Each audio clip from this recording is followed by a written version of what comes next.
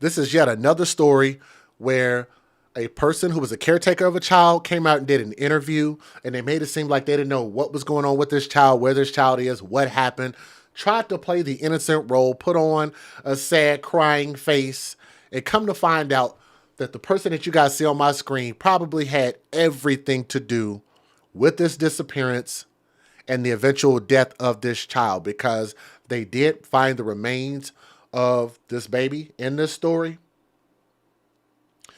I think they're still waiting for a little bit more confirmation, but I think this is actually his body. I think they're getting ready to do DNA testing. There's so much that we got to talk about: how he was found, what we believe that his mom did. But before we get into the details, here's what I got to do. I have to give you guys a disclaimer, and I actually recorded it this time. So here's your disclaimer. Some viewers may find the following content offensive and controversial. The information in this video comes from multiple sources, including court records, official police charges, news web articles, and interviews. This video commentary also contains my personal opinions about the facts of this story. The point is to use this story as a cautionary tale in hopes of preventing tragedies like these to children going forward. Viewer discretion is advised. That is your official disclaimer. How about that? You guys like that? Now I'm not going to waste my breath saying that again. I could just play it one time and we're good to go. So the mother of Quinton Simon, and this has been a long story, and thank you to everybody who's been talking about these. So many YouTubers, content creators have posted about this story. She has officially been charged and arrested with his death. Okay, that's pretty indicative. They believe that she's responsible after they have found the remains of who they believe to be the 20-month-old baby. Leilani Simon, who's the mother, looked like she's trying to cry on here, but you know they never produce real tears, reported Quinton missing in early October, stating that he had vanished from his playpen at their Savannah, Georgia home. After a week-long search for the boy, the Chatham County Police Department announced a sad discovery at their arrest of Leilani.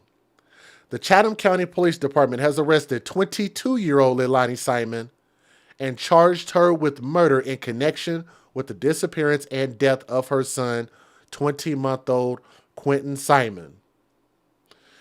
It wrote on Twitter on Monday, and you guys can find that on their Twitter page. Give me just a second. Boom. Let's keep going. It added, Leilani Simon, the mother, was taken into custody a short time ago, and I'm getting this article from people.com, so thank you for the article. Took her into custody a short time ago and is being transported to the Chatham County Detention Center, where she'll be held while she awaits a bond hearing. We do not anticipate any other arrest in the connection with this case. First of all, that's a murder charge. Usually, when the prosecutor issues a murder charge, they believe that they have strong enough evidence to prove without the shadow of a doubt that this person is guilty. They have evidence to point towards this person's guilt. That's usually going to end in a life sentence, but it could also result in the death penalty in certain states in certain situations. Now, let's keep going. Leilani reported her son missing from their home on October the 5th of this year. Since that time, millions of people have followed Quinton's case and been awaiting answers. The department continued its statement and told the community more information will be available soon. Chief Jeffrey M. Hadley will hold a news briefing. However, we wanted to report this development to you without delay, and I'm thankful that they did that. We're deeply saddened by this case, but we're thankful that we are one step closer to justice for little Quinton, the statement concluded. On Facebook, Chatham Police said investigators found what appeared to be human remains at a local waste management landfill on Monday. And I'm actually getting ready to give you guys some details about that, so you might want to brace yourself, because I want y'all to understand how much they had to go through to find this boy's body. And I want y'all to understand how disgusting this woman is. I don't know why her face reminds me of like a melted crayon. Like, this girl looks slower than a bottle of molasses. Like, she looks like, you know, like the water bottle ain't all the way full, right? It looked like the elevator don't go all the way to the top. Can y'all agree with that? This woman looked like she's a few tacos short of a combination plate. This woman looks like she's a few light bulbs short of a lit room. It just looked like something is wrong with her. These people had to go through the worst thing ever just to find him. Like, if y'all look at this, this doesn't even begin to tell you what they had to go through to find it. So let me give y'all the details. But they found what they believe to be human remains, and they're doing additional testing to confirm that it's indeed this baby. During the landfill search, law enforcement officers meticulously combed through 1.2 million pounds of trash in 30 days. I feel like I need to repeat that. This woman, this alleged mother, made the police and these search teams. And do y'all know what type of stuff people throw away in garbage cans and garbage bags? Stuff we throw away every day. Do y'all know what that smells like? That smell can haunt you. That smell can linger on you. To be real, they have those hazmat suits on because that smell can actually kill you. I don't know if y'all knew that or not. A landfill is very hazardous. And these people said, F that. F that. We're going to find this baby no matter what.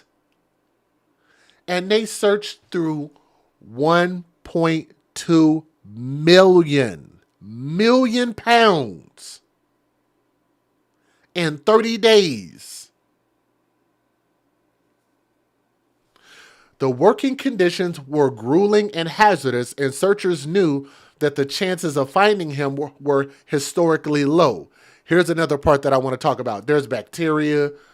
Goodness, just they're full of methane. Thank you. Methane gases, which can actually be explosive.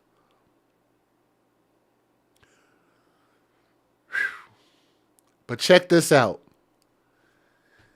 Even while they were searching through 1.2 million pounds of trash, they say that there was only a 5% chance of actually finding him. 5% out of 100. That is very small. And guess what? They found him. We believe that they found him. Don't y'all think that's impressive? And I want y'all to think about, if the death of this baby meant this much to people to find out where he was, to find out, to get the real true story, that they were not going to rest until they found him. If his death, and I want y'all to hear me from my heart, because I talk about this all the time when it comes to GoFundMes, so I want y'all to understand my message, because I hate repeating myself. And I hate people not understanding what I think is a simple message. We don't believe in people using children for the benefits that they could collect off of these kids. And what do we call that? Hashtag babies for benefits. We want people to love children and respect them. And I think that my voice matters just as much as you guys do. And I think that we should understand the power of what we say. Our words matter. And if it mattered so much to find him in death, one would also have to ask, why wasn't his life valued just as much? I'm going to take a pause right there.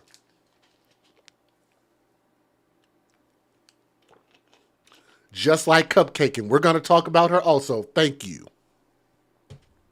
Camille Cupcake McKinney. Very similar situation.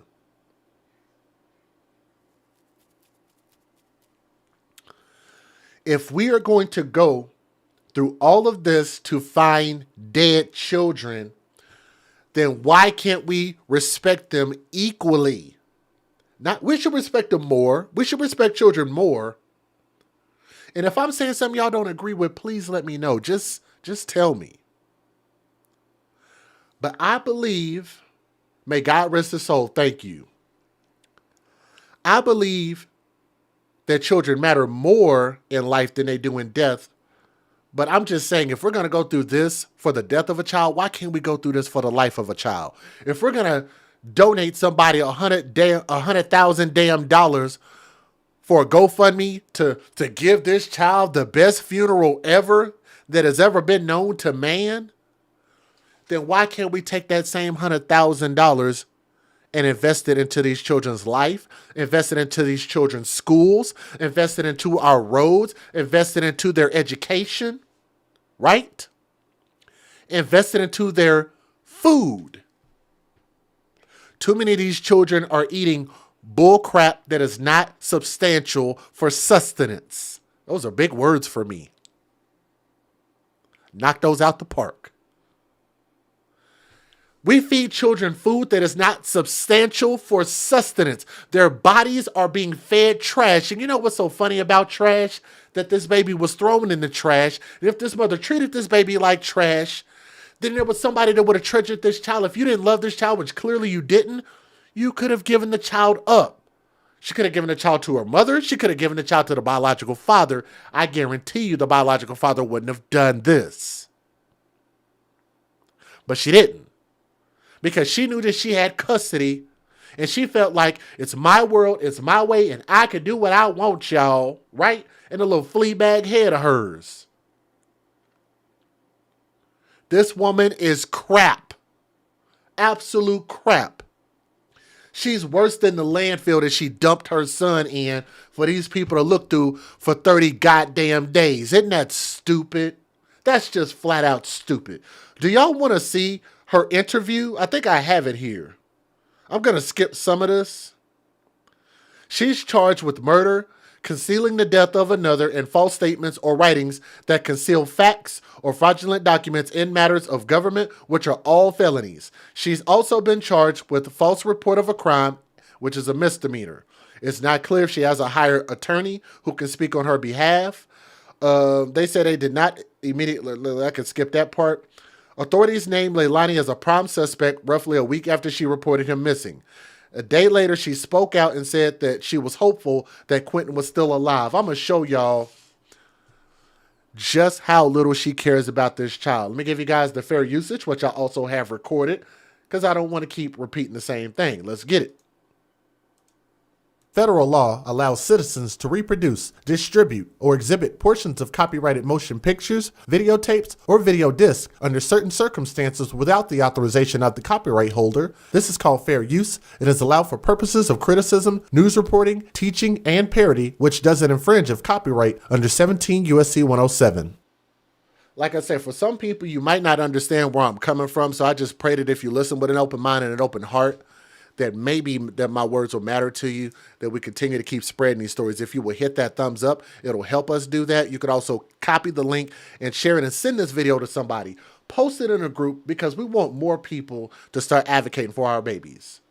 So I want y'all to take a look at this. This was actually really interesting. So I want to give a shout out to a couple of people who recorded this video, but I wanted to shout them out for actually going out here and protesting in front of these people's house, because I think everybody had a suspicion that the mom had something to do with it. Also want to give a shout out to Molly Go Lightly, my friend, who also does very, very similar things, will show up and protest. That takes finances to do that. That takes energy to do that. And that takes a heart to do something like that. And I'm just so proud that people care enough to do things like that, because not only is it your right to protest, but also I think it absolutely makes a difference. Let's take a look.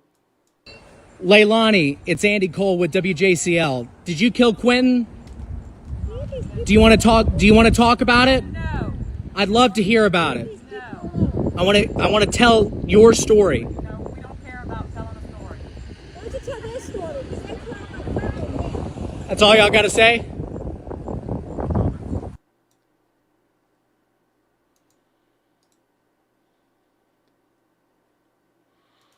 No. I'd love to hear about it. No. I want to tell your story. No, we don't care about telling a story. Why don't you tell their story? Because they call my friend. That's all y'all got to say? All right. Later spoke 24th. And when I did that interview, Chatham County Police had already said that they believed Quinton was dead, had named Leilani their sole suspect, and had started searching a local landfill for Quinton's remains. I want y'all to hear this fake interview again. And I think a couple more of these videos are going to show it again. But I want y'all to hear this. In that interview, Leilani never outright stated whether And if you guys are watching, do me a favor and click that thumbs up if you would, please. If you're listening, please click that thumbs up to share this video, okay? Thank you. she was guilty or innocent. She maintained that she was broken up over Quinton's death and disappearance, visibly crying both when the camera was on and when it was. What the hell did this fool just say? Look, and I'm going to tell y'all, I remember when she said this in the interview. I hope y'all heard what she just said. I'm going to back it up so you could hear. She said, whoever has him, I hope they're feeding him and taking care of him. And look, and her mom on the right-hand side, the grandmother, turned her head. She's just like, I know she was probably thinking, I know this little dumb B-I-T-C-H can't be that damn dumb. What did she just say? Can y'all run that back? Bring it back, bring it back, bring it back. Let's hear that again.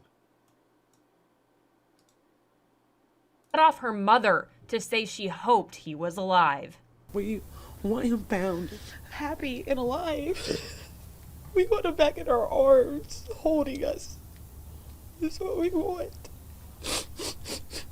We're just hoping that he's in somebody's house and they're feeding him, and they are hoping that, you know, happy and alive. We want him back in our arms, holding us. That's what we want. We're just hoping that he's in somebody's house and they're feeding him, and they are hoping that, you know, maybe they wanted a baby or couldn't have a baby. Oh my God, what? Are y'all hearing this? Let's back this up like a U-Haul truck. Wow. I want y'all to think about that. Think about how scary that is. And you're look at her mom. Her mom completely turned her head on her. She's just like, yeah, my daughter's really that stupid.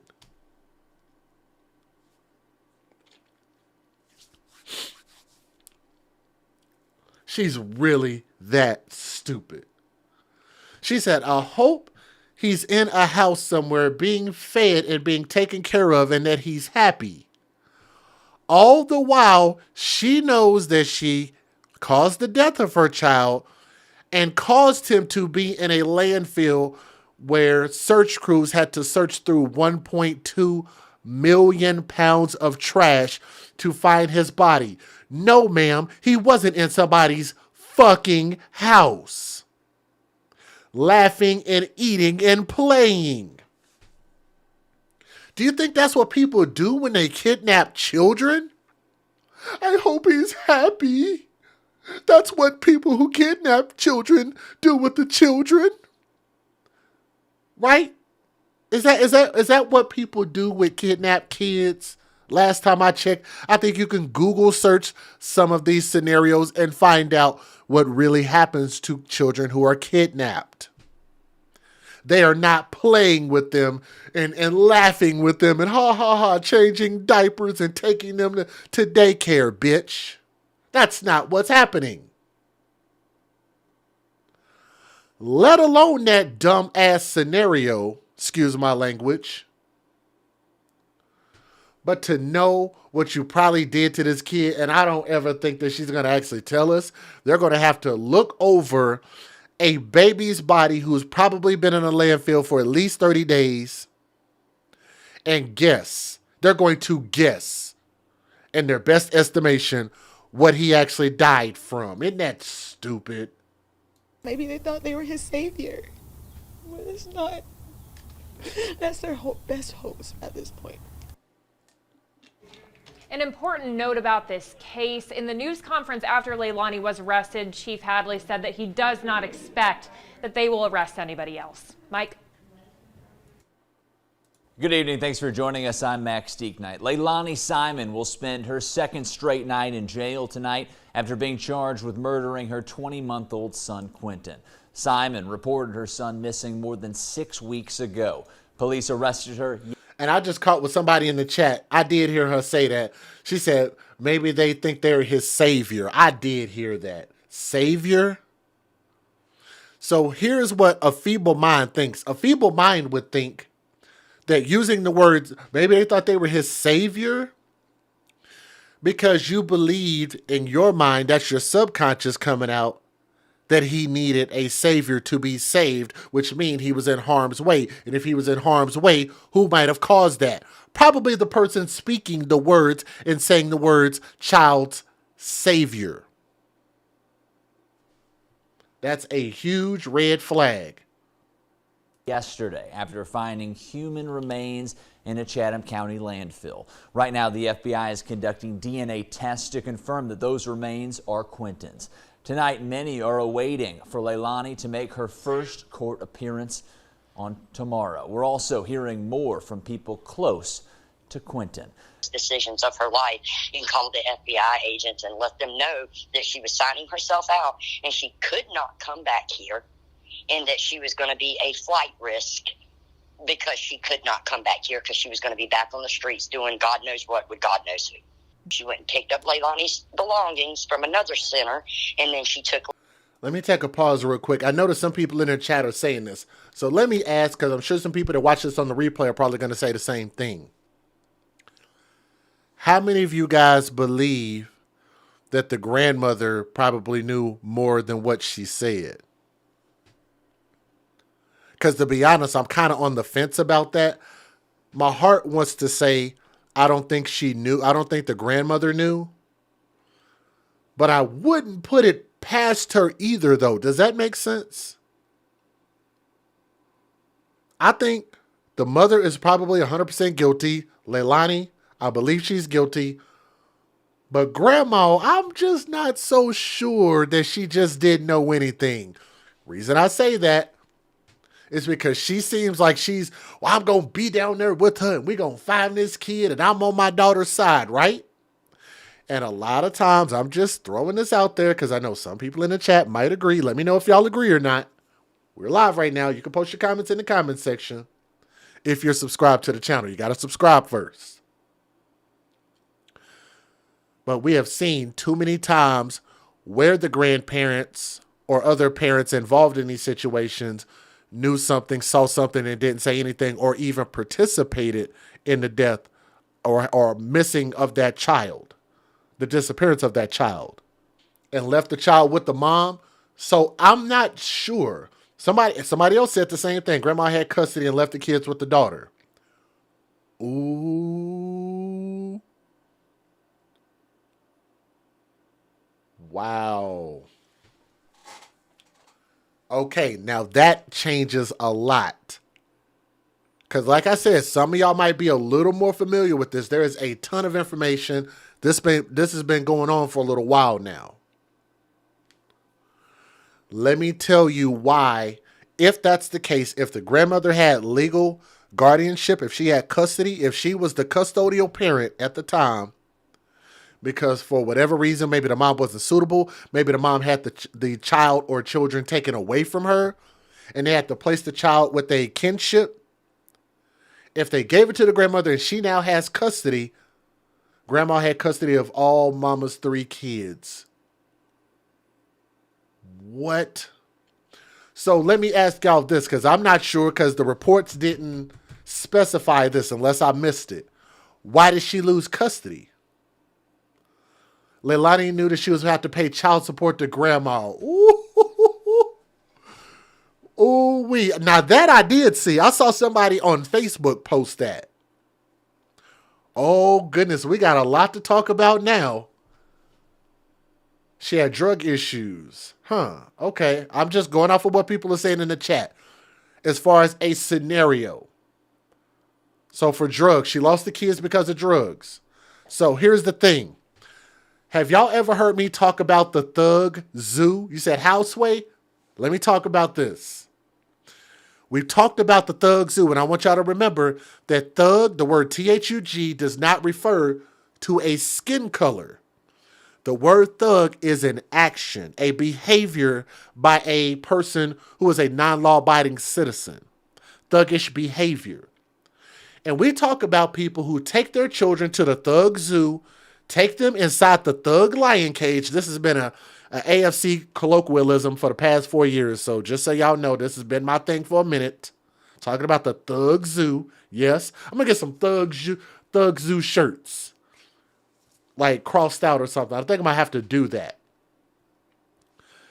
If you take your child and put your child in the Thug Lion Cage and that Thug Lion does what a Thug Lion does and murders and mauls your child, then I think that you should be held responsible. So if you had custody and you knew that little sorry bitch of a daughter of yours was not a suitable parent and you left the kids with her anyway, and you were privy to the information, you know that your daughter is not a suitable mother. Knowing that information should be the key reason why you should be arrested if you let the kids in her custody, knowing that a person who's on drugs or deals drugs or has association with drugs and not a suitable parent, so you lose custody, that person should never place those children around those kids.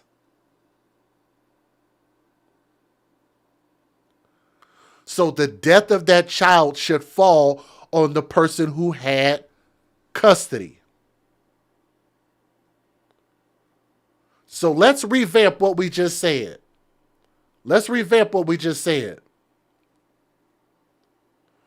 Should grandma do time? I believe if all of what y'all just said was true, if that scenario is real, then yes. If she left the kids with an unsuitable mother and that unsuitable mother killed the kid, yes, they both should serve time, period. And she should definitely lose custody of the other kids.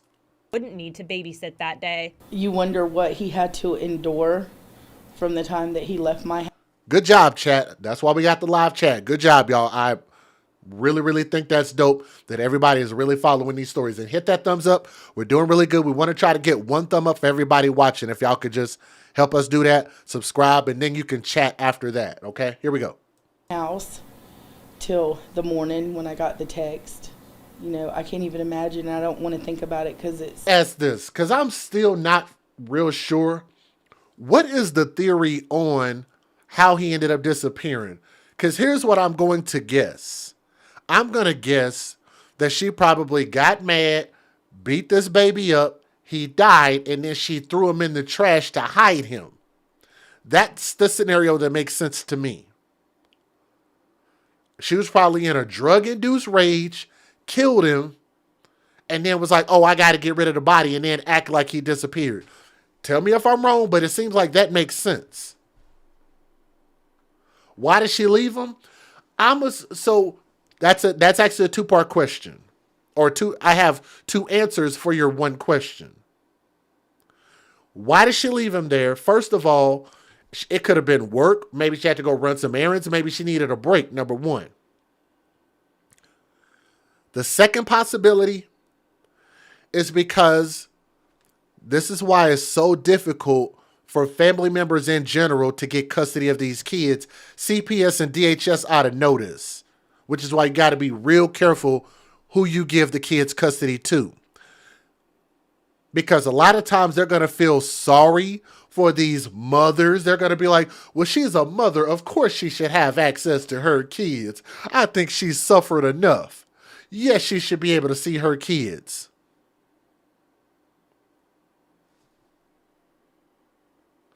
They get on that emotional side. They feel sorry for their ass and let them have access to the kids.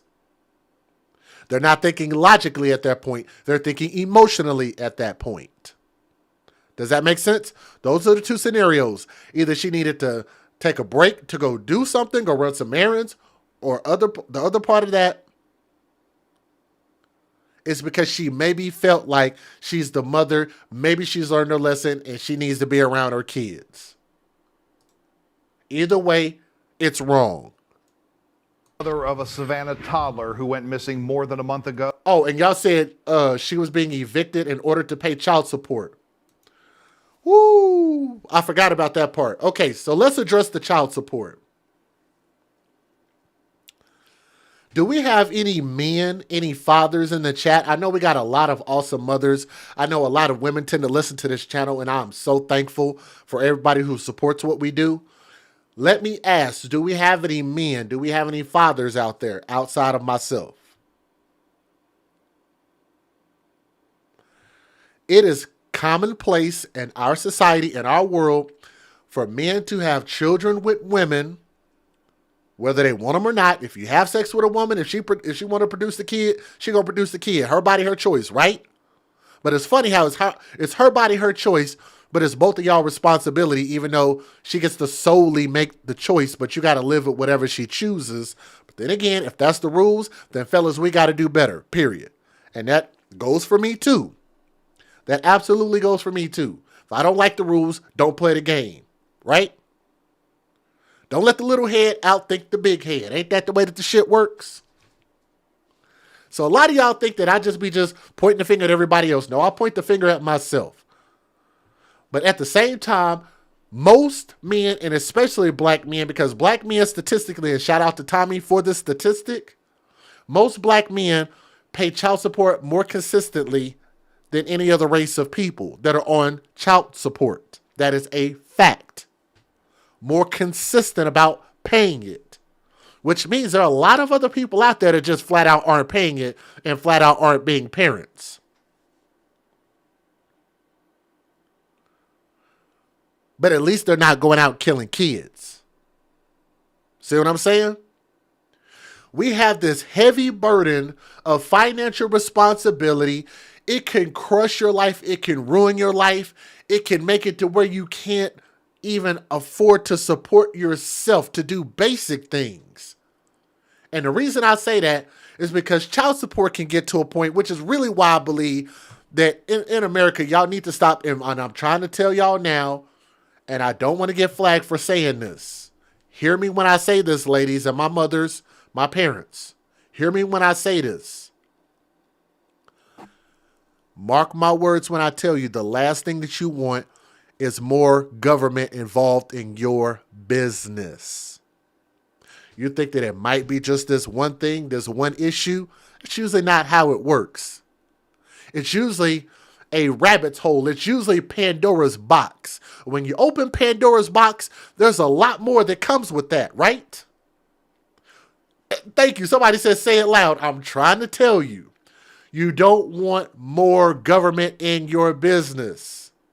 You look at that as a win. When you might win a battle but lose the war. Which one would you rather do? Would you rather win a battle? Or would you rather win the war? Can I get a 100 on that?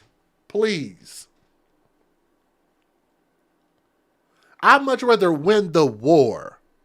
I can take losing a battle. Because I want y'all to remember that this is still about the kids. The government didn't lay down with y'all, wasn't the third party in bed filming y'all while y'all sitting there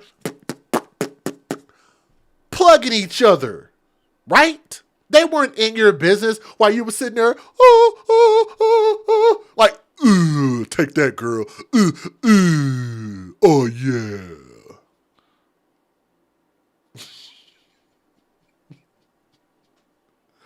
The government was not laying in your Tempur-Posturepedic bed, right? Yes?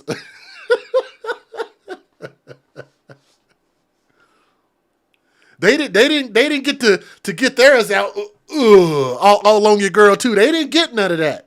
But you know, it's funny how they get to get some of the benefits of your money though. Ooh. They get what's called, what is it called? A commission. They get paid. This is a business move for them. So they can turn this into a $1 billion industry. It already is. Isn't that something? And using y'all to do it. And you look at the man and the man looking at the woman and y'all mad at each other. When in all actuality, you ought to be mad at the who? The middleman. Ladies, talk to me. Look, tell me what I'm saying, something that's factually inaccurate. Hit that thumbs up, by the way, if you agree. If you don't agree, just tell me why you disagree. Like, oh, oh.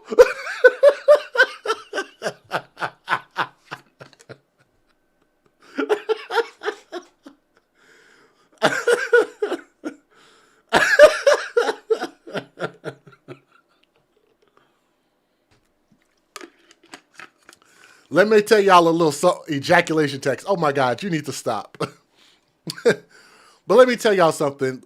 A real part about me is I will think some crazy stuff, and sometimes I'm just like, you know what? I'm going to just say it.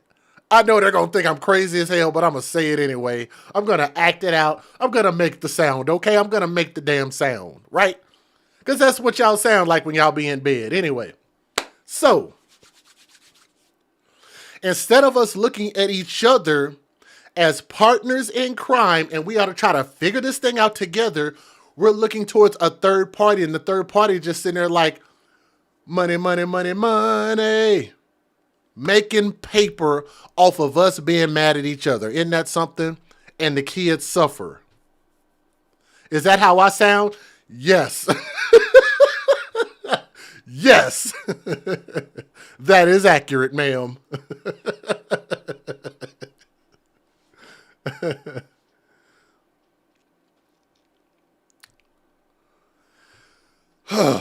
So we look at each other like the enemy, and let's get back to talking about her being mad about this child support. Well, first of all, it's a system that we don't have to participate in. That's first and foremost. So if she's on child support, then that means that her mom, aka the grandmother, filed for help, and she had to name who is the biological parent, which she probably had to name her daughter in order to collect child support. And matter of fact, you'd also have to think with her child support amount, I heard some people say it was like $50. Some people saying it's $75. It's less than $100, right? So she was so mad about less than $100 that she killed her child, is what y'all are telling me. So if a person, if this little small amount of money can make somebody kill a child, because you're going to be responsible for paying $50 a month, $75 a month, you're going to kill the kid, then think about what that's like for people, and this child support system has no cap to it. You know what's funny about that? Is if they say, here's how much you got to pay monthly. You say, you know what? I'm going to go get a better job so I can afford to pay that amount. You know what they could do?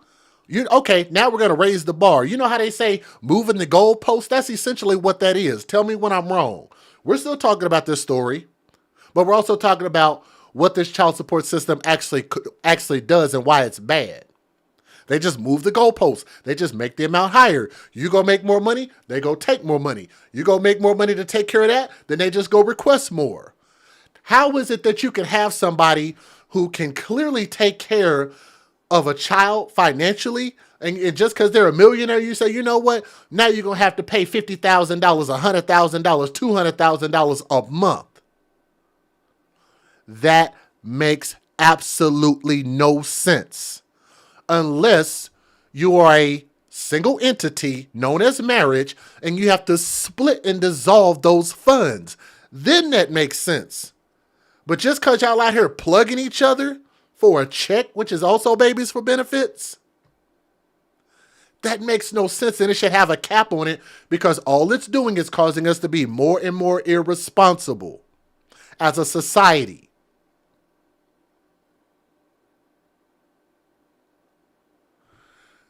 Y'all are saying it's $50. I don't know what it was, but I'm going to tell you. How broke was she if you got to resort to murdering your kid for $50 a month? You could just put the crack pipe down. You could just stop. You could just stop shooting up your veins, right? You could just stop taking it up your nose. Is that not an option? Or what are they popping? What, Molly Percocet? Molly Percocet? Chasing a chick? Mask off? Was she popping Molly's? What? I don't know what type of drug she was into. Like, she looks like a meth head to me.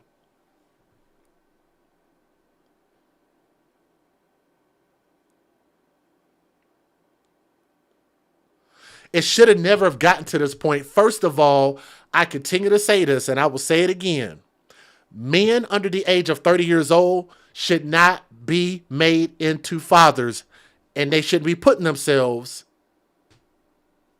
into situations that make them fathers. That's number one.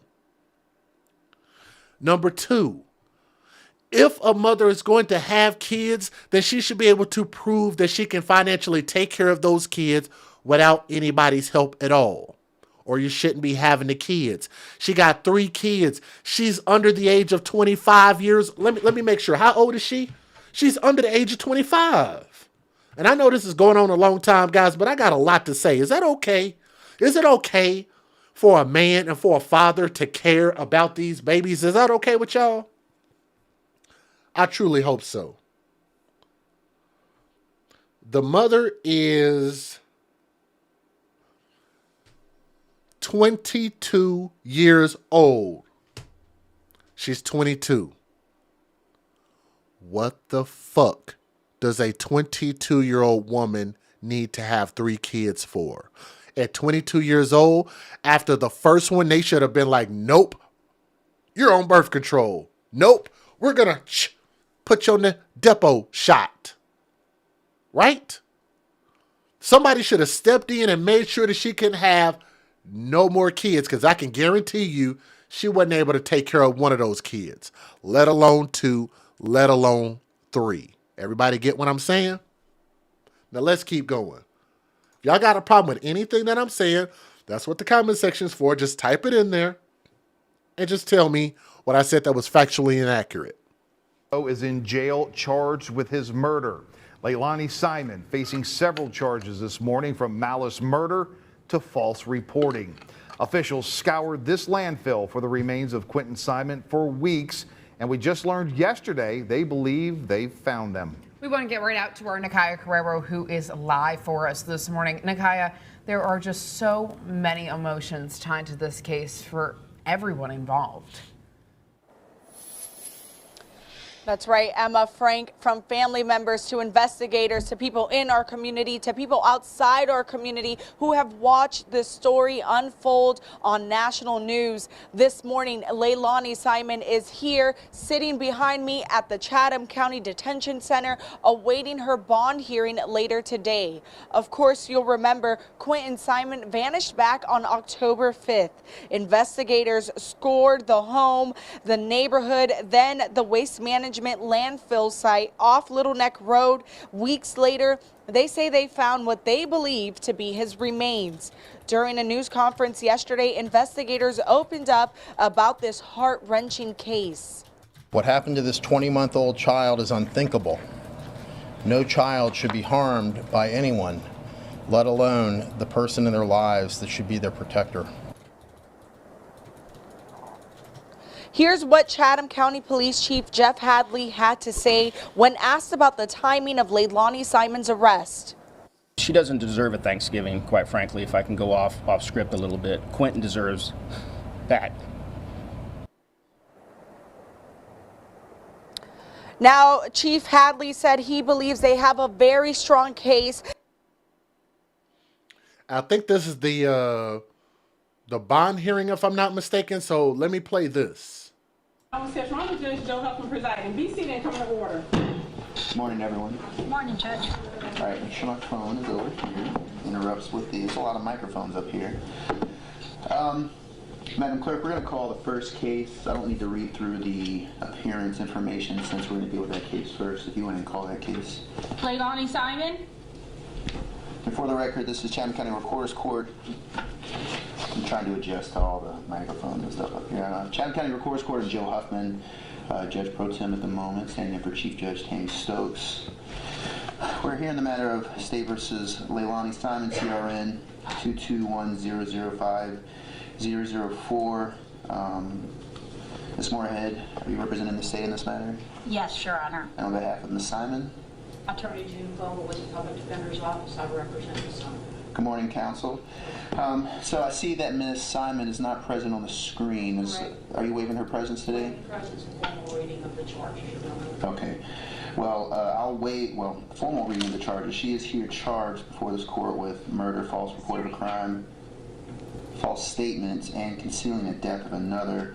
We currently have a court date set before this court on January 11th, 2023 at 2 p.m. Ms. Vogel, are you going to be representing Ms. Simon going forward? Is that your understanding? The Public Defender's Office will be, Your Honor. Okay. Also, I understand that by statute, this court does not have jurisdiction to entertain a bond pursuant to 1761. Yes, OCGA 1761. This court is not authorized to consider the issue of bond for charges, certain enumerated charges, murder being one of them. So you, on behalf of your client, may petition to Superior Court of Chatham County for consideration of bond. This court will not consider bond, don't have the jurisdiction or authority to do so. But I will put down that there's a court hearing set for enter a plea of not guilty to the charges. Correct? That's correct. Court hearing January 11th, 2023 at 2 p.m. with those charges indicated. Have you advised Ms. Simon of all the rights that she has pertaining to arraignment? We've had an in-depth discussion, Your Honor. Okay. Ms. Moorhead, anything else I need to consider on this matter? No, Your Honor. All right. So bond will be, technically bond is denied because I can't consider it, but is there anything else, Ms. Moorhead or Ms. Vogel, I need to consider before moving on? No, Your Honor. All right. Bond So, ladies denied. and gentlemen, I literally just came out of here and sat on the bench, but I'm going to take a 7-minute and 20-second break to allow those individuals who do not wish to remain. Now's the time to pack up and leave so I can proceed with the rest of the docket. Thank you. Thank you. Hours, the mother charged with murdering her 1-year-old son is set to appear in a Chatham County court for the first time since her Morning, Quinton. Simon was arrested. Couldn't even believe that a child was missing. Walking again. Day 20-month-old Quinton Simon first went missing. Now, the day after his mother, Leilani Simon, was arrested, they're out walking again. I think we all knew that she had something to do with it. Martin has lived in the what she calls quiet neighborhood for 50 years. I mean, the day of, I couldn't even believe that a child was missing. There was no mother. I mean, I would have been outside screaming, crying, having everybody I know trying to find my child. It was really quiet here. That was strange. On Monday, police revealed they found what they believe are Quinton's remains at the landfill they've been searching for weeks. The evidence has been sent to a lab now for DNA testing. We have every reason to believe that this will confirm the remains are Quinton's. The 22-year-old is charged with malicious murder, concealing deaths, false reporting, and false statements. Her bond hearing is Wednesday. There was a lot of movement at the house on Tuesday, but Martin says Leilani's arrest is another step toward peace for her neighborhood. My hope and my prayer is that justice is served, and whatever she did, she gets what she deserves, and that this child can be laid to rest. We're getting new insight on the official charges against her, which include murder. Our Greg Coy joins us now live in the studio with the outcome of Leilani's first court hearing today. Hey, Greg. Marvis, good evening. Leilani Simon was not in the courtroom for the hearing this morning. A judge did set a preliminary hearing.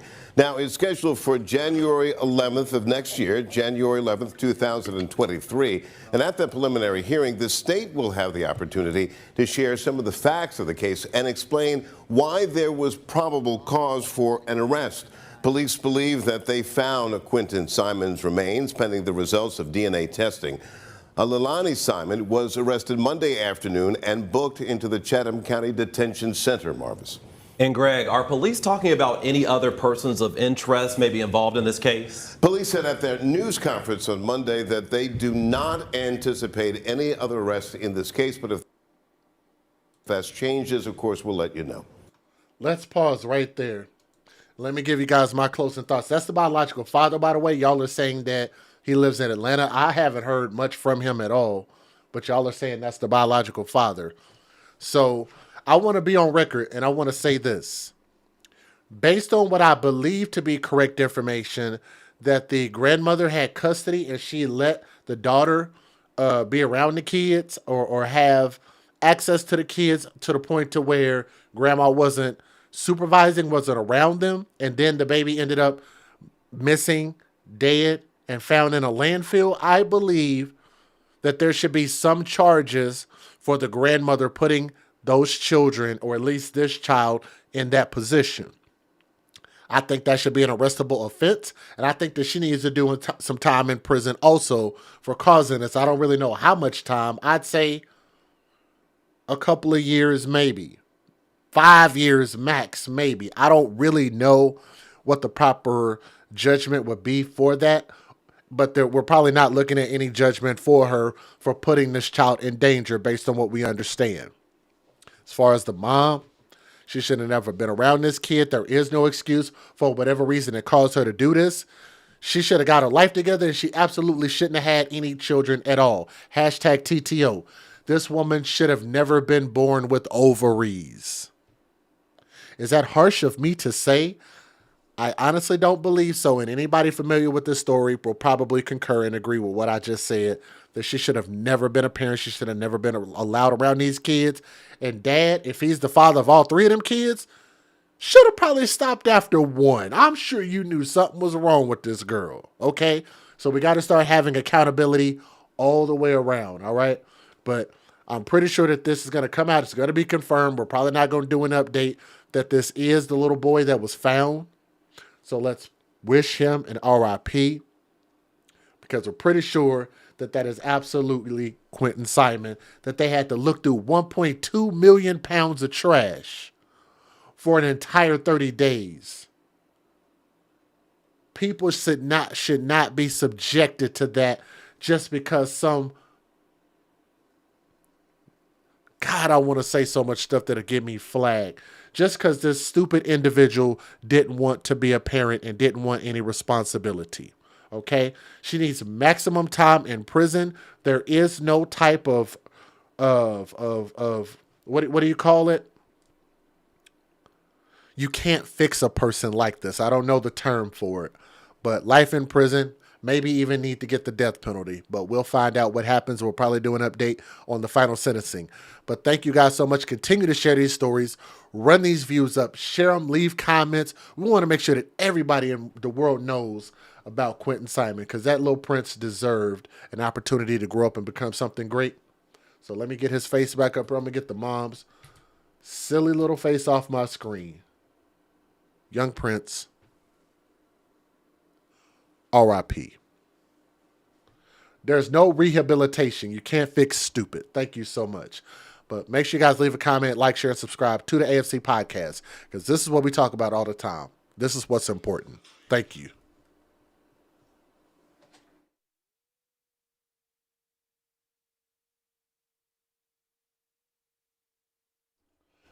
Now, I know we spent a lot of time on that story, but we got so much more to talk about here. So, guys, we actually have, you know what? I lied. Moderators, I apologize. There's actually 6 stories tonight because somebody sent me a story that is based in the UK. Let me see which is. So instead of 5 stories, we're going to do 6. So I hope you guys got time tonight. It is Saturday. I don't think most people go to work tomorrow. Maybe some of you guys do. But I'm hoping that y'all have time to spend and listen to these stories, because I think each and every one of them are very, very important. So I want you guys to take a look at the number of people who are currently watching right now. We want to have 1 thumb up for everybody who is currently watching. So if you will help us out, please click that thumbs up and share this story, okay? And I want to talk about another broken home, another broken family with this story, okay? I'm going to have to go back and look up my news articles for the other ones, because I somehow shouldn't have clicked the sync button and it messed up everything. I lost my articles. They were so neatly placed, but it's all good. I should be able to get back there without a problem. So this story comes out of, what, Denver, Colorado, I believe. Have y'all ever heard of Voss, V-O-S-S, Voss water? Y'all can see that? This is awesome stuff, and this is berry fruit essence. It's a low-calorie, zero sugar, electrolyte mineral water. It's pretty damn good. It's kind of got a pinkish color to it.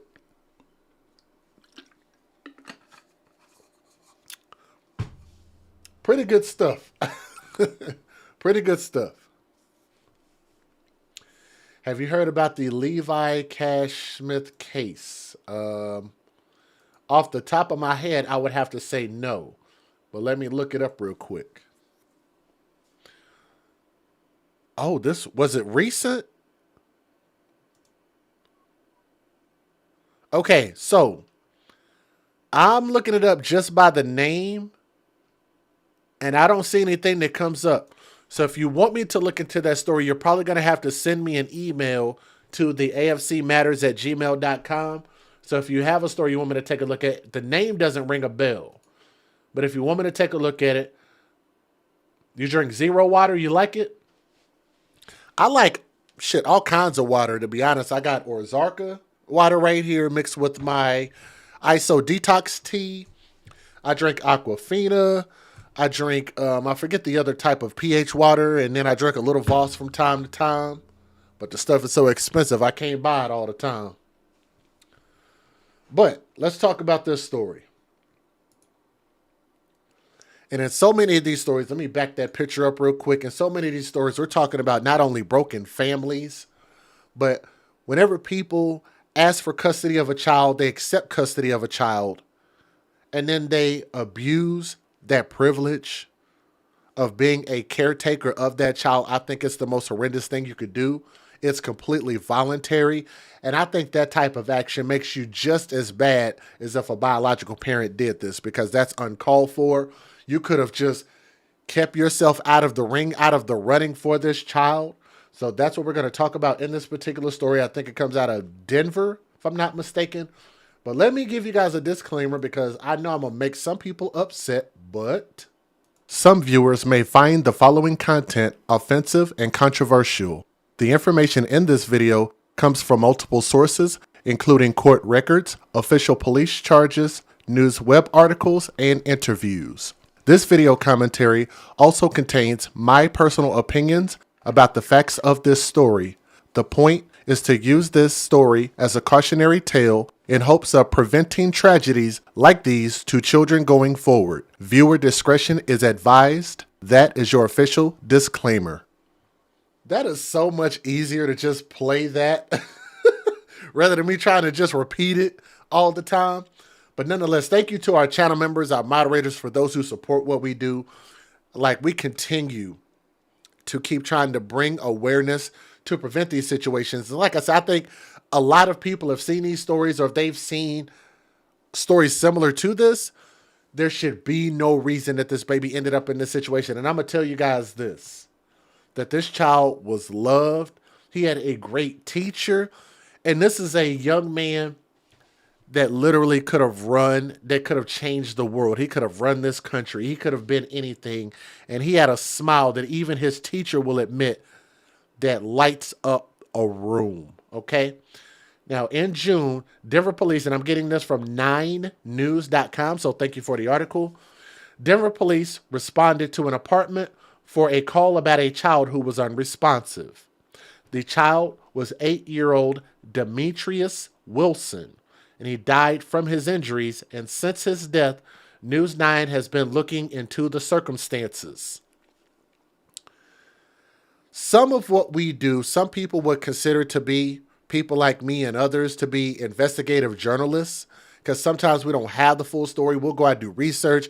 People like Illicit Deeds, a lot of us will take our time, our personal time, to find out what the real story is, get the real information to present more of a comprehensive presentation, right? Whenever you have news stations that do this, and especially this particular person, I will let you guys see his video that went as far as what he did to make sure and bring this story and give it as much light as possible. I really have to shout out this news station, because they did such an amazing job. This man in particular, not only is he a brother, but I want y'all to just hear his passion for this story. And I just think that if more people had just a fraction of what he brought to this, I think that'd be awesome. If we had teachers that cared just a fraction, like what this teacher did about this boy, man, I think our world would be such a better place. Even like my mother was a teacher. So this really, really touched my heart. And shout out to my mother, by the way, because my mother was one of those teachers that truly, truly cared about her students. Now, on June 3rd of 2022, Susan Balfour, Demetrius's great aunt, who is that creature on the screen who literally looks like she was auditioning for some type of upcoming slave movie. Like she looked like somebody's mammy, like she was getting ready to just whip out her boobs and start feeding some white children. She looks like a mammy. I'm sorry, but she does. Like she's looking like what y'all kids want to eat this morning? Like she about to go in the kitchen and go whip up some pancakes at your mama looking ass. Excuse me, pearl milling. But she just looked like, why do you look like that, ma'am? Like she literally looks like we gonna overcome face looking ass. I'm sorry, y'all. I had to do it. I'm sorry. That woman looks terrible. Anyway, I'm sorry. Her name is Susan Balfour, Demetrius's great aunt, and she called 911 to report that the boy was not breathing. Look, y'all stop laughing at my jokes. They're not funny. That was not funny, y'all. Okay, let's move on. They responded to their apartment in the 1900 block of Ulster Street around 8:20 a.m. Balfour told police that she spanked Demetrius the night before. I don't know why people are still spanking children. I think if you're spanking kids, I think you're stupid, okay? Y'all need to get out of this Neanderthal thinking. They're thinking just because we did it in the 1900s and 20s and 30s and 40s and 50s, that spanking kids is the right way to go. How about evolve? How about you use this rather than this, right? Children are like sponges. They will absorb and regurgitate what you put into them. If you put love and education and really teach children with your mind, you don't have to be physical with kids. Just want to throw that out there. I'm going to keep saying that. She claimed that she spanked him the night before. Since she's been arrested and faces charges of first-degree murder, y'all know what that is. That could stand for a life sentence, maybe worse, and child abuse in connection to his death. She's next due in court for arraignment on December the 9th, which is very close from now, which is about less than 2 weeks from now. For months, News 9 has been working to learn if something could have been done to prevent the death of this little boy. We found one person who tried whenever Demetrius would attend school. Schools are meant to be a safe haven, a refuge for children who are not safe at home. Reed Gibson aims to provide that safe space at Ashley Elementary, particularly in classroom 209. She said, "I love it. It's a great place. It's really a family," Gibson said. In her room, she teaches her second graders to be terrific. Second graders that once included Demetrius Wilson, the baby that you guys saw on my screen just a second ago. Let me see if I can get him back up here real quick. Let me get Mammy off the screen. Right here, this baby, second grader. She said that he was the sweetest little boy and he had a huge smile on his face. That smile that you guys saw. Every day he would come in running through the little fence and he would say, "Miss Gibson, hi." Gibson said with excitement. Gibson also taught Demetrius's big sister, Noelle White. I think there was you'll see a picture of her in a minute, who's now in the 4th grade. She's also an angel. So I'll let you guys hear her interview. She'll talk a little bit more about that.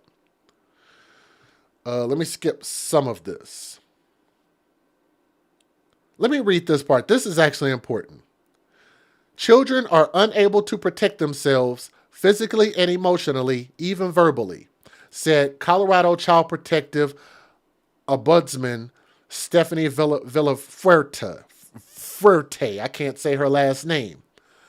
How many times have you guys heard me say, our children cannot speak for themselves, nor defend themselves against the tyranny of their caretakers. Those are literally my words, and I'm glad that more people recognize that. Villa Fuerte and her office are often challenged with investigating concerns regarding children.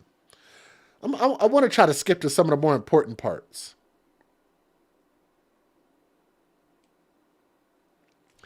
Here it is. DHS was involved in Demetrius's life from the start. In March of 2014, let me see if I can show y'all this paperwork. Give me a second. Let me get this up real quick. And if you guys are listening, do me a favor and please click that thumbs up and share this if you guys would. That would be awesome. I need to put this on the big screen.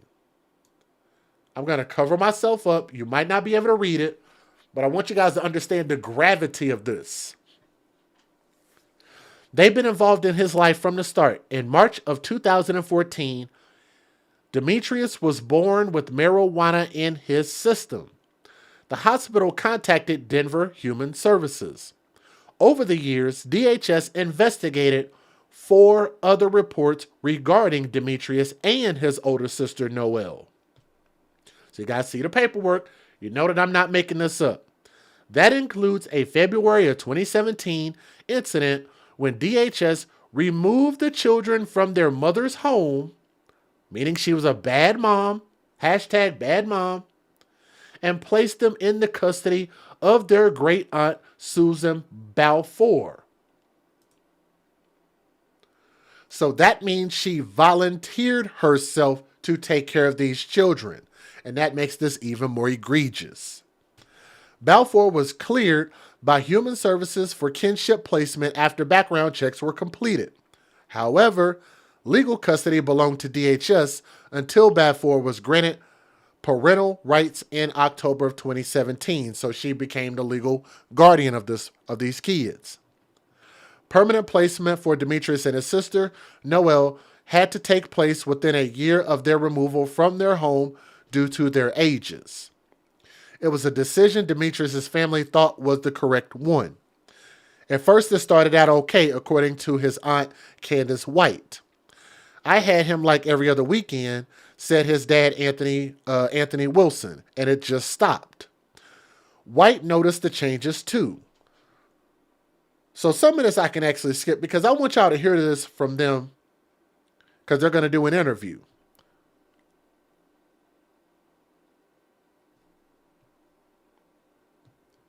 I think I can skip most of this. That is a lot of information.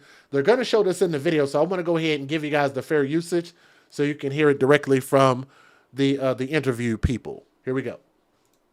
Federal law allows citizens to reproduce, distribute, or exhibit portions of copyrighted motion pictures, videotapes, or video discs under certain circumstances without the authorization of the copyright holder. This is called fair use. It is allowed for purposes of criticism, news reporting, teaching, and parody, which doesn't infringe of copyright under 17 U.S.C. 107. And if you guys would, if you're watching this video on Demetrius, do me a favor and click that thumbs up. We want to have one thumb up for everybody watching. Even if you watch it on the replay, please click that thumbs up, okay? So to make this a little bit shorter, I want to go ahead and let you guys listen to the actual videos. Here we go. It has been 5 months since, 5 months today, as a matter of fact, since Denver police responded to the call of a child who was unresponsive. 8-year-old Demetrius Wilson. His great aunt Susan Balfour has told police that she spanked him the night before, but now she is facing charges of first-degree murder and child abuse in connection with the death. For months, 9 News reporter Darius Johnson has partnered with 9 Wants to Know to try and learn what happened to Demetrius. We do want to warn you the details of this case are very difficult to hear, but it's important so this never happens to another child. Here's part 1 of an ongoing investigation in hopes of finding the gaps that led to his death. Caskets shouldn't be this small. We haven't had a child in our family get killed or be killed or even die. For this family, what is now a reality, It feels like a dream. It still does. what happened to 8-year-old Demetrius Wilson was a nightmare. Service was beautiful. He was in all white, I was in all white. His casket was white, you know. Just an innocent little boy. A tearful service for a little boy gone too soon as loved ones gather in disbelief. I can't believe that we're talking about Michi. We called him Michi Mouse. Candace White remembers her nephew. He was just so cute and he had a smile. Oh my God, worth $1 million. Anthony Wilson remembers his son. Took him to the park. He was just full of smiles, wanted me to swing with him, go down the slides. I'm too big, but I did it anyway, so my son. My sister came to a point that she needed help with the children and just being a mom, you know, and things weren't going how she would have wanted them to go. Demetrius was just 3 years old when his mother was deemed unfit and his father was in jail. That's when family stepped in. The first person we both thought of was Susie, because she doesn't have kids. She always took the kids. You know, we knew she would say yes, and just like we thought, she said yes. In 2017, their great aunt Susan Baffour decided to care for Demetrius and his older sister. This is how a lot of families do. Trust somebody with another family member, think everything is okay. They later learned it wasn't okay. Now Demetrius is dead, and Susan Baffour is in jail charged with murder. At first, I thought she snapped. I blamed it on like COVID. They were in that small place. She has these 2 kids. Like, she just lost it. It wasn't the first time. For Baffour, it would be the final straw. And then it was kind of like, I'm about to show you what I mean. According to court documents obtained by 9 Wants to Know, Baffour told police she went to Home Depot to buy duct tape and a back scrubber to whoop him for discipline. I don't know if it was wooden, plastic. It was thick enough where it's something that wouldn't just easily break. And it broke. Baffour told police she made Demetrius take his clothes off. She then taped his mouth, arms together behind him, and ankles together. Can we get a charge of sexual abuse? Do y'all hear this? Let me ask you something. This woman is old and disgusting looking. Let me see if I can get her back up. I want y'all to look at this woman.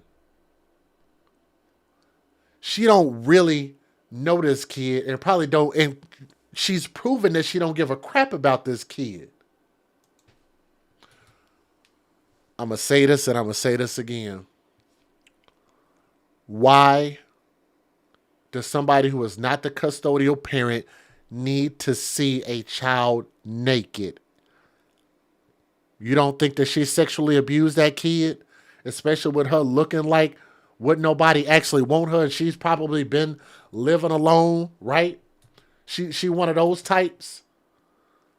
Like what man would wanna spend a lifetime next to a woman that looks like that? I'm sorry, but I'm just being real.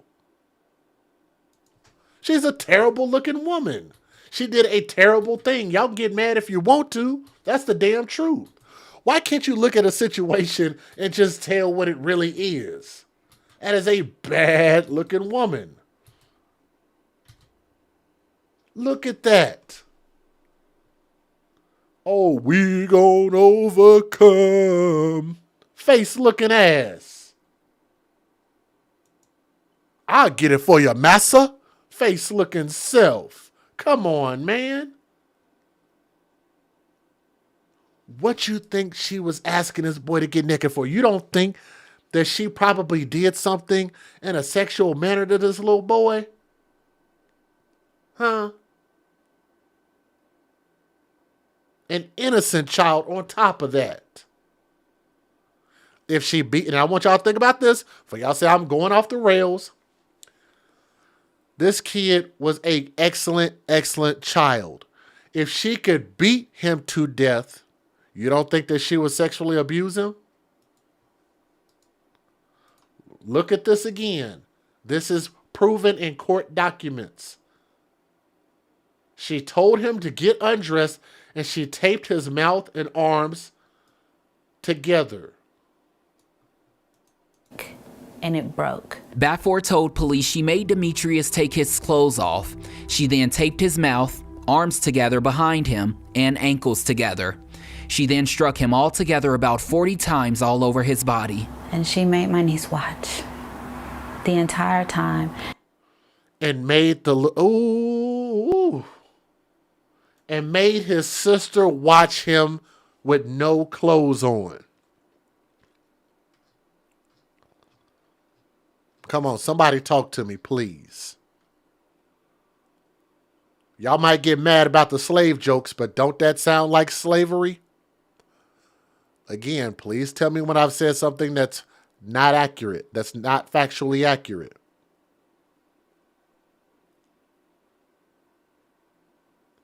$40 times. Doesn't that sound like to the point? And I want y'all to think about this. You might think, no, slavery wasn't the same thing. How was it any different when she beat the boy to death? Is that not what happened in slavery? Slaves got beat to death. Did they not? You might not like the fact that I said what I said, but I think what I said is actually accurate. Guess what else they also did in slavery times? Sexual assault. Yep. Just throwing it out there. Let's keep going. Might not like that I'm saying it, but I think it's the truth. And if she did not watch, she was going to be next. The next morning, Demetrius never made it to school. Around 8 a.m., Bafford called Denver police to report he was unresponsive. My sister called their mom and said my son is dead. She was hysterical. I didn't believe her. I didn't believe it till I called the jail and asked if she was booked. And he said Susan Bafford was recently booked on first degree, and I hung up. And that's when I knew it was true and called my sister back and told her it was true. According to his autopsy, Demetrius died of multiple blunt force injuries with abrasions and contusions covering 30 to 40% of his body. The autopsy also reveals multiple scars, indicating a history of abuse. I was numb. Oh my God, I can't believe she would do something like this. Why? When I heard the details of what happened to my son, it crushed me even more. Like, that's the biological father. I see the tattoos on his neck. I don't know anything about this man. But I want y'all to think about this. Let's think about this for a moment. This man was allowed to have visitation with his son. I don't know about if that's his daughter or not, but I know that based on what they said, he was allowed to have visitation. He did see his son. Why didn't they give him a chance at custody?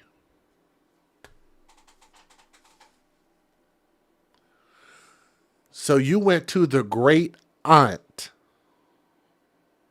let alone the fact that mom lost custody. We could first put the blame on the biological mother and biological father. Y'all failed this boy. This is y'all fault. Y'all the one that brought this kid into this world with no solid plan, with no solid understanding, with no course of action. Y'all was enjoying each other sexually and made kids irresponsibly. Think about that. They skipped this fucker up. Sir, I don't know what's wrong with you, what's wrong with your record, or anything. I don't know nothing about you. But all I know is that you say you saw your son, so you're familiar, you're around, you act like you care. Why did they not automatically say,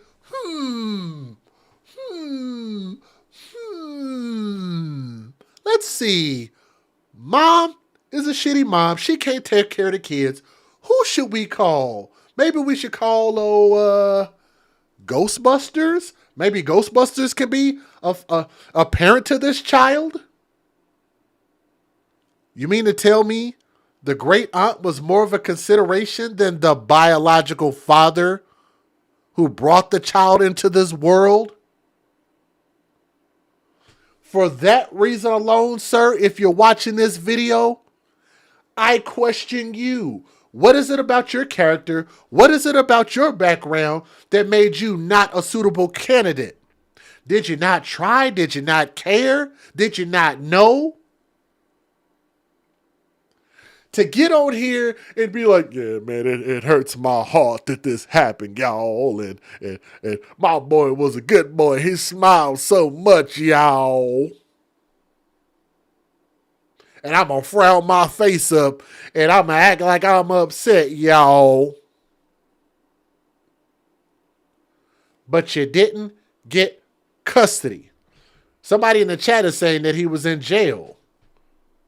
Sounds like a personal problem. That sounds like a personal problem. You'd also have to ask, why was he living a life as a father and end up in jail? What was it about your actions and your behaviors that led to that? Again, I'm putting the responsibility at his feet. See what I'm saying? At the end of the day, it's still the biological mother and biological father's fault that you allowed this pedophile great aunt to be a parent rather than y'all.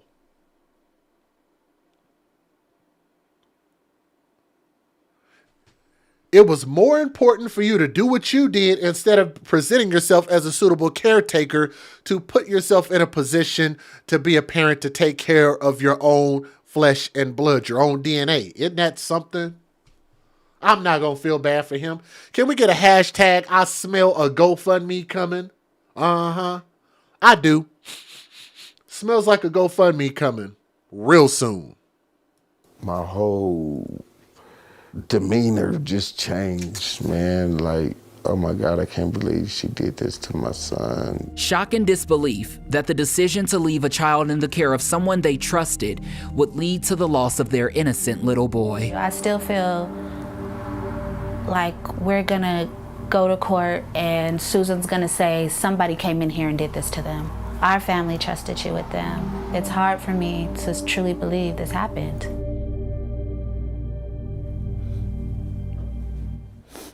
Trust. That's the key takeaway from this story. This family trusted their great aunt to care for these children. This family trusted the Department of Human Services to ensure that these children were okay. The Department of Human Services trusted that Susan would be the right fit for kinship placement. Ultimately, they all learned that was not the case.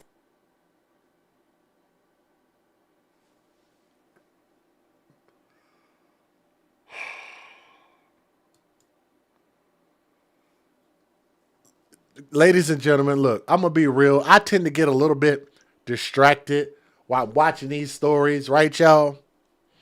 And I'm listening to these news videos. I tend to watch things and I tend to get distracted by things, right, y'all?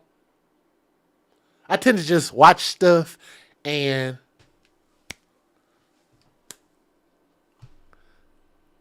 it just you know, it just really just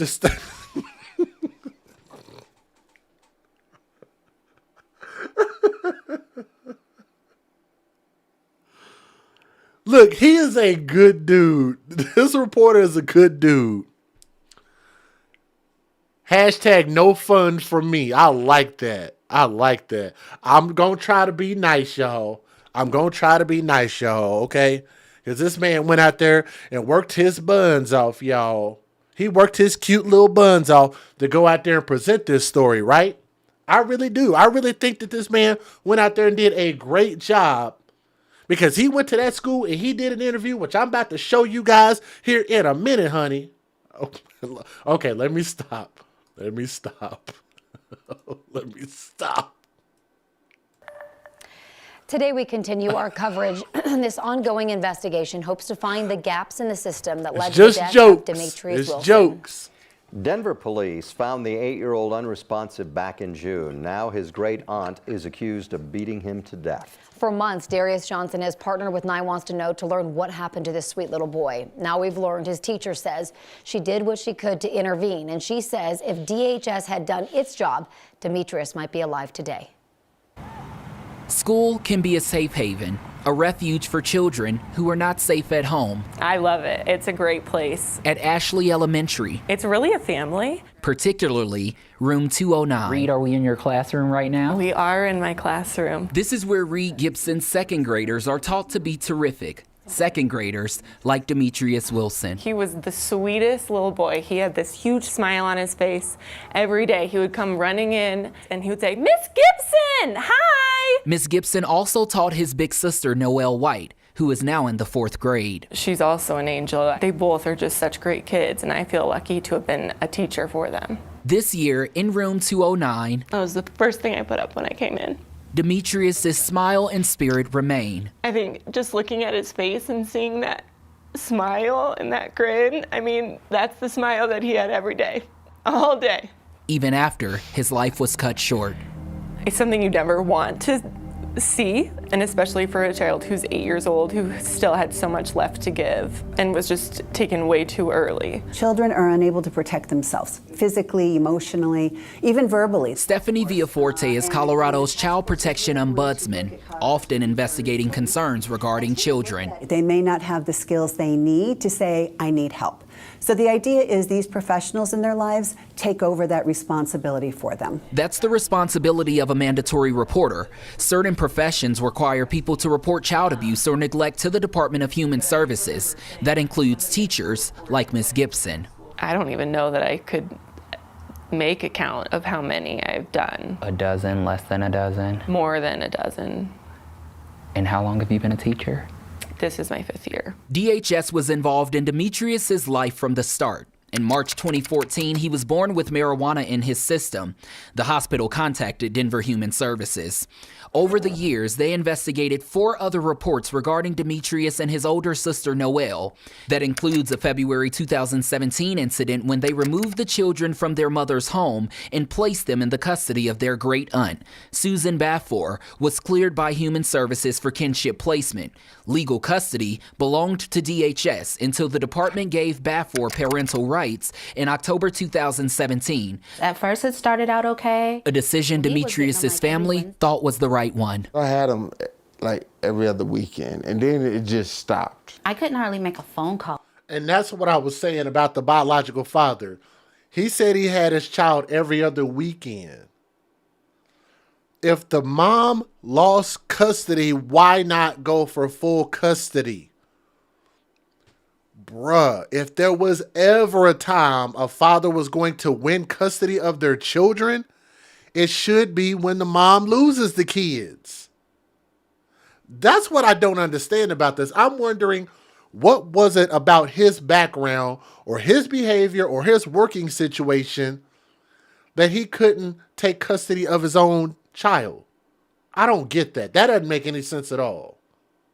To them without there being, an excuse. Yeah, I kind of wondered why he wasn't coming around. Or if they were planning on coming over Saturday, it got canceled. I thought she just kept him away because I went to a different church.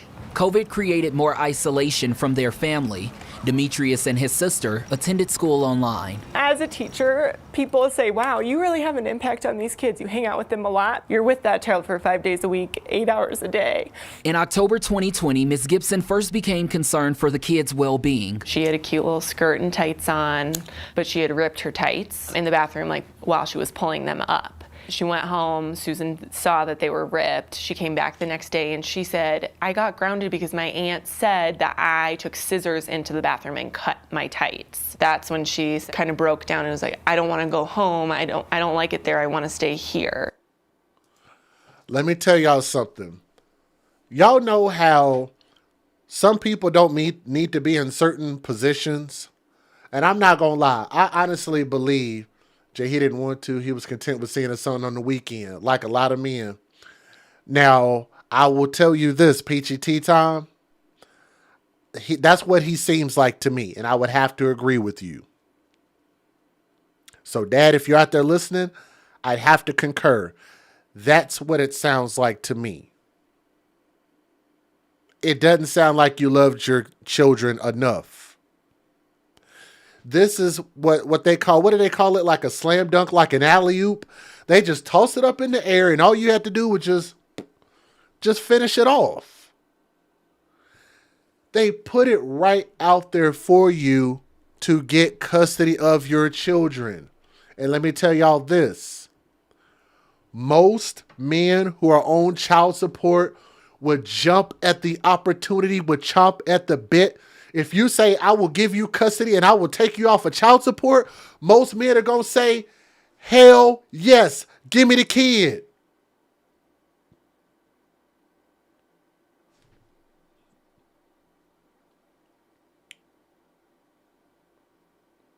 And he didn't do that for whatever reason.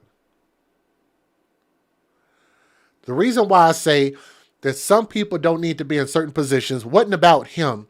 I'm going to say this about me personally. This is about me personally. Because I thought I was going to follow in the footsteps of my mom and be a teacher. That's actually what I went to college for, was early childhood education. So I was going to be a teacher. And I think that with me being a youth counselor, me loving kids the way that I do, I think that me being around kids, I think I did a real good job as far as being a mentor, being a leader, being a teacher. I think I did a pretty commendable job. But I'm going to tell y'all, if I was in her situation, I would not have handled this properly. I'm going to just tell y'all I wouldn't have. Can I explain what I mean? Can I explain what I mean? And I'm going to look into the camera when I say this. When that little girl, his sister, if I were the teacher, would have come and told me that my great aunt, my aunt said, I took scissors into the bathroom and cut up my tights. So she blamed me and grounded me.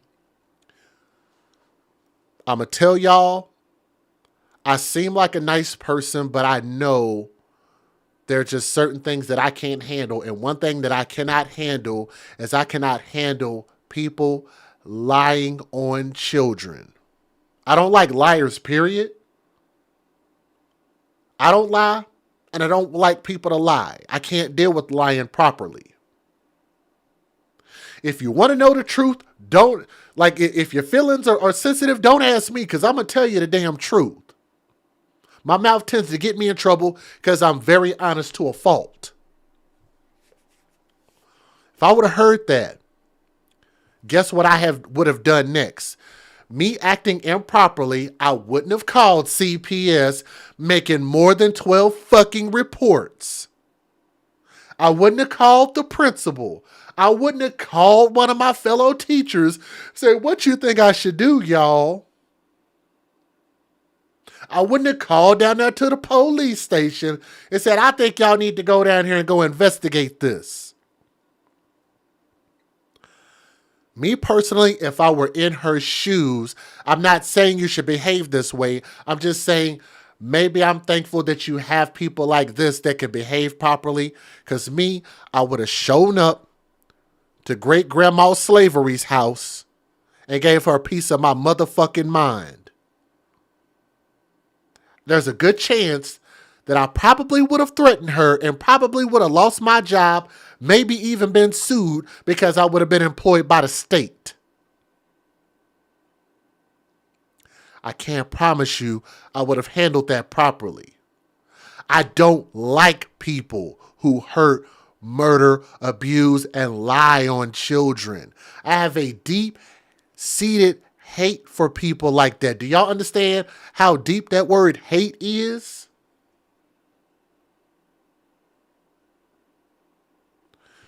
You want to know why I despise people like that? Because I look at these children and they're like a quarter of your size, maybe even an eighth of your size. And you bully them. You punk them.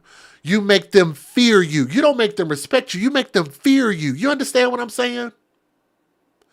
These children don't learn to respect you from being hit and spanked and physically disciplined. Please understand, if you spank your kids, stop effing doing it. They don't learn to respect you. They learn to fear you. When you control people with fear, it goes horribly wrong. Because one of two things are going to happen. Either that person or animal that you're making fear you will lash out and lash back at you, or you're going to overreact. This is why I call them bullies. Because you only did this because this little 8-year-old boy couldn't whoop your big old grown 82-year-old looking self. You was too big for him to fight back. You was too big for him to physically prevent you from doing what you did to him and stripping this boy naked. You understand what I'm saying? There is no child that is going to accept that, and they understand that that's wrong. They're not going to just sit there and do that just because you told them to do it. You forced them to do it. Because that little boy thought that you were going to murder him, in which you did. Let that boy grow up and become 16 years old. Double his age, triple his size. Do you think that she still would have been able to do that to a 16-year-old? We just watched a case where two 16-year-old twins escaped bondage from their mother. She physically restrained them, and they were strong enough that they were able to escape. That's why I call these people bullies. Because it's funny how you think it's okay to spank a 2-year-old, a 5-year-old, a 10-year-old, but you won't spank a 22-year-old, a 25-year-old. Why? They're still your child. You still want them to respect you. Why don't you spank somebody who's grown or big enough to defend themselves? Because they're not going to sit there and take it. We're not going to take it. I don't know why I thought about that song anymore. Because I DJ 80s, so I thought about that song. That's my Tommy impression for the day. But they're not going to sit there and just take that. That's what a bully is. I couldn't be in her position because I'd be in hurt one of them parents. I'd be in hurt one of them caretakers. If nothing else, I definitely would have pulled up to the house and cussed her out. Smooth out. And that would have been the end of my teaching career. So let's listen to the rest of this story. And that's why I made the report. Ms. Gibson filed a report with DHS. I just felt like it needed to be put in writing, said to someone, so that they could investigate further. We found her report was screened out. DHS says it didn't fit the criteria to launch an investigation. The next red flag came nearly a year later. Susan had emailed asking if we could put him on remote learning, and we told her that that wasn't an option. Bafor's reasoning? Punishment, according to the school. That wasn't right, that she was trying to keep him out of school for 2 weeks. In September 2021, the school attendance secretary called the Denver Public Schools Department of Safety to conduct a welfare check at their home. Bafor never answered the door, and DHS was never contacted. The issue with mandated reporting is it's really designed to serve as an alert system for the system to know, hey, we have a child who's in peril, and somebody needs to go look at their home, check this out. When those things don't happen, we do run the risk that children are left in harm's way. The way the law currently stands, DHS is not required to follow up with the family once a caregiver is granted parental responsibility. The last time DHS made contact with Noel and Demetrius was in 2017. That's the last date that they have any record of Demetrius before his death on June 3rd of 2022. There is a 5-year gap from the moment Susan got him until the moment he died. I mean, I don't know how DHS works, and I don't know what that process is, but you would think that there would be some follow-up after they've been placed in her custody to make sure that everything is okay. And this is the part that sucks about the system sometimes, because this teacher, this woman, I don't know if she's a mother or not, she did her job. What else was she supposed to do at that point? And I'm sure she feels helpless. That's her student. And I guarantee you, if you would have left her custody of this boy, she would have taken perfect care of him. She reported it and reported it and reported it and reported it and reported it and reported it. She said more than a dozen times. That's ridiculous. That's a failure of the system. Even though like I said, I tried not to always point the finger at CPS and DPS and police, because at the end of the day, it's still the biological mother and biological father's fault for it getting to this point. So we always have to put onus back on them. But yes, this is absolutely a failure on the system. The system failed. I'm sure it leaves you speechless. Yeah. And heartbroken too. How do we get more youth to really be seen and heard by all the professionals that are designed to help them? Professionals like Ms. Gibson, who believes DHS needs to do a better job. I mean, there are some days to me where I'm like, is it even worth me reporting anymore? Because obviously I will. I'm a mandatory reporter. I'm not going to not, but like, it just makes you lose a lot of hope in the system when you have something like this happen. Losing hope in a system that is meant to protect children. I told you I have nearly 400 pages of documents. 400 please, can y'all type 400 in the chat, please? And I need y'all to let me know that y'all heard him say that. Now, as much as I was pointing fun at this young man, and he is a young man, he's probably in his early 20s. He's a young dude, he's professional, and he actually did a lot of this research himself. And I respect that so much, even though I crack jokes, because certain things are just funny to me. 400 pages, to me, equivocates to 400 missed opportunities to save this child's life. 400. 400? That's 400 pages. Not 400 words. If it was 400 words, that'd be too much. If it were 400 characters, that would be too much. 400 filled pages. Think about that for a moment. And thank y'all for typing that in the chat. This is starting from Demetrius's birth. They were not given to me easy, and they were not easy to get from Denver Human Services. Some of those files were not provided to us until we went over their heads and went to the state.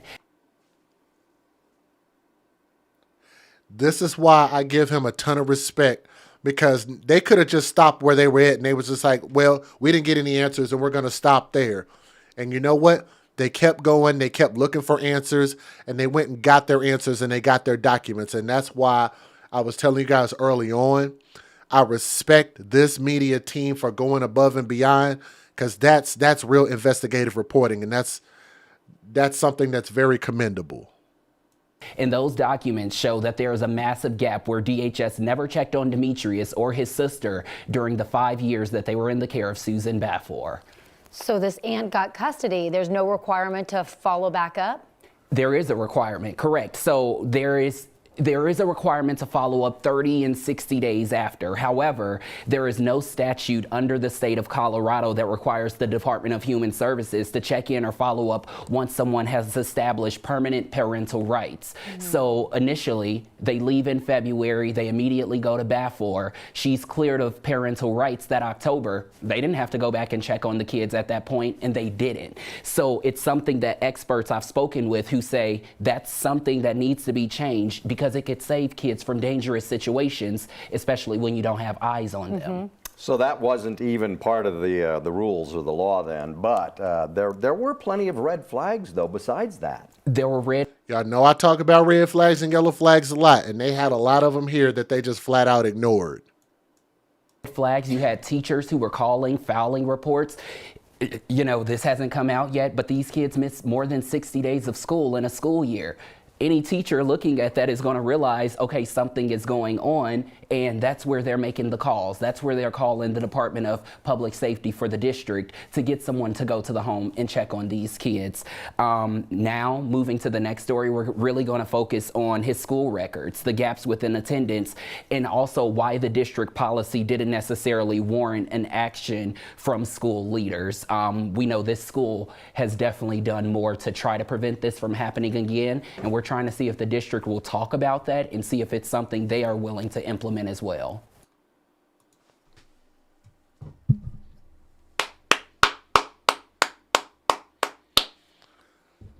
That's reporting. Somebody in the chat said that. That's reporting. That's a great job. And like I said, I'll poke a little fun at the dude.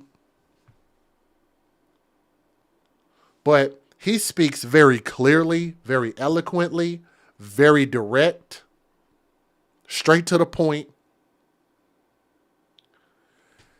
and didn't stop at no. He went and got the answers that they needed in order to find out really what's going on so they could report a full story, which was why I absolutely had to show y'all these two videos.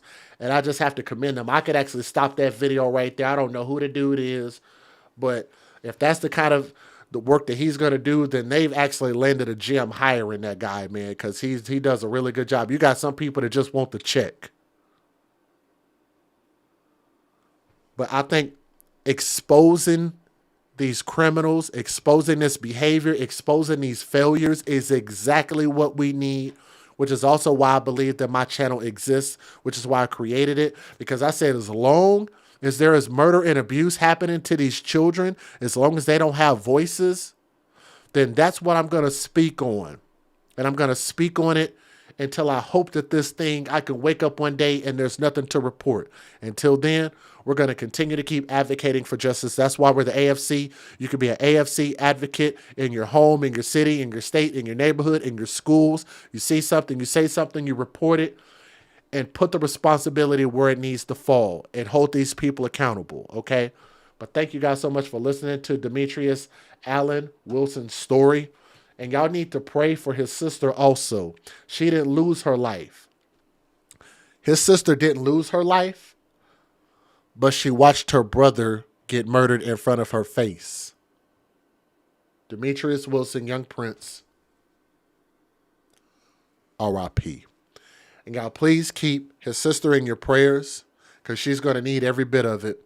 As far as the father, if he want to come out and explain it or shoot me an email, let me know what's really going on, then maybe we can get to the root and get to some resolution in these situations, okay? But thank y'all for listening. Like, share, and subscribe. I believe this is what matters, and this needs to be at the forefront of everybody's channel, everybody's subscriptions. Thank you.